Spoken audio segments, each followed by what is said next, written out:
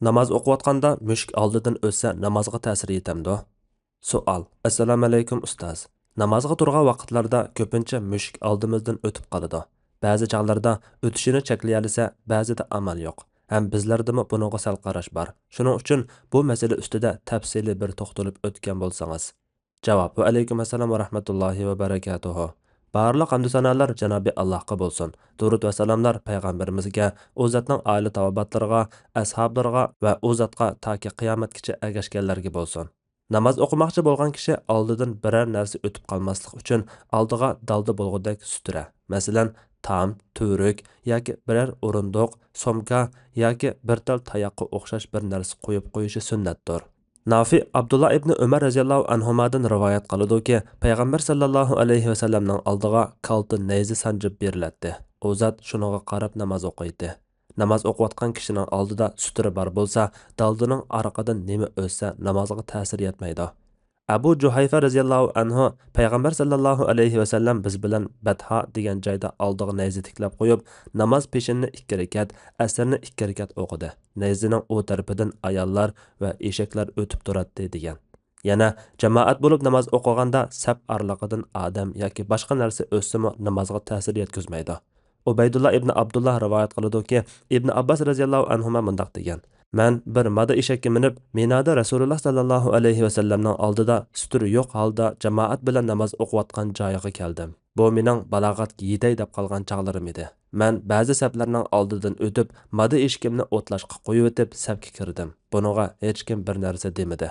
Imomning yoki yolg'iz namoz o'qiyotgan kishining oldida suturi bo'lmagan ahvolda oldidan mushuk, qo'y, to'shqon va to'xu qatorliqlar o'tsa namozni buzmaydi. Chunki bular o'tsa namoz buziladi deydiganga dalil yo'q. Lekin bu turli hayvonlar namoz oldidan o'tsa namozni buzmagani bilan savobini kamaytirib o'tishi mumkin. Shunga mumkin qadar o'tkazmaslikka tirishish lozim. Rasululloh sallallohu alayhi vasallam tamni dalda qilib namoz o'qiyotganida bir o'g'loq kelib oldidan o'tmoqchi bo'lganida uni o'tkazmaslik uchun tirishib, hatto badani tamga chaplashib qolay degan. O'g'loq bo'lsa orqadan o'tib ketgan. Shundaqla har kishining o'tishimi namozni buzib o'tmaydi, lekin savobini kamaytirib o'tadi. Shunga kuchining yetishicha har kishining o'tishini to'sish lozim. Namoz o'qigan odamning oldidan o'tishmi durust emas. Chunki Rasululloh sallallohu alayhi vasallam buni cheklagan. Umar ibn Ubaydullahning azodgardisi Abu Nazr Busr ibn Saiddan rivoyat qilib mundaq deydi: Zayd ibn Xolid radhiyallohu anhu meni Abu Juhaym radhiyallohu anhudan namoz o'qiyotgan kishining oldidan o'tkichi to'g'risida Rasululloh sallallohu alayhi vasallamdan nima anglaganligini so'rash uchun avatgan edi. Abu Juhaym radhiyallohu anhu dediki, Rasululloh sallallohu alayhi vasallam agar namoz o'qiyotgan kishining oldidan o'tkichi o'ziga qanday gunoh bo'lganligini bilsa edi, 40 turg'ini afzal bo'ladi degan. Abu Nazr o Busr 40 kun dedimi yoki 40 oy dedimi va yoki 40 yil dedimi bilmayman degan. Ammo ayol kishi o'lsa namozni buzadigan yoki buzmaydiganligida olimlarning ko'z qarashlari o'xshash emas. Ba'zilar buzadi deydi, yana ba'zilar buzmaydi deb qaraydi. Masruhdan u Aisha radhiyallohu anhadan so'zlab berdiki, Aisha radhiyallohu anhaning oldida namozni buzib o'tadigan narsalar tilga ilinib, namozni et, eshak va ayol kishi buzib o'tadi deyilgan edi. Aisha radhiyallohu anha: "Sizlar bizni itlarga o'xshash qilyaptinglar-ku. Men Nabiy sallallohu alayhi vasallamning namoz o'qiyotganini u zotning oldida qibla tarafda karavotda yetib ko'rganman. Ishim chiqib qolsa, qo'pib Rasulullohga yuzlanib qolishdan tortinib, asta sug'urilib chiqatdim" dedi.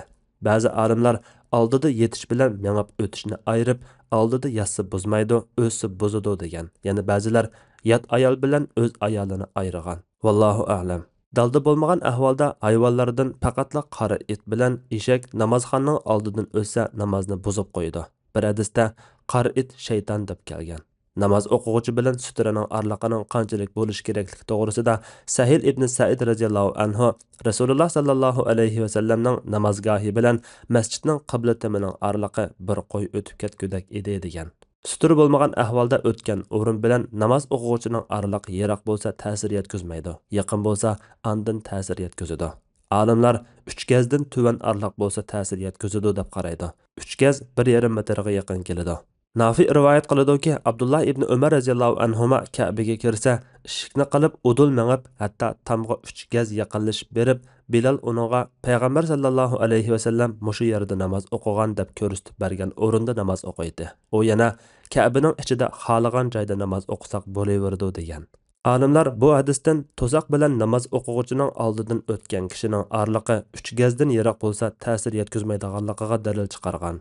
Allah eng to'g'risini bilguchidir. Fatvoda Dr. Abdul Aziz rahmatullah. Fatvolar majmuasi 1-tom, 47-nomorliq fatvo.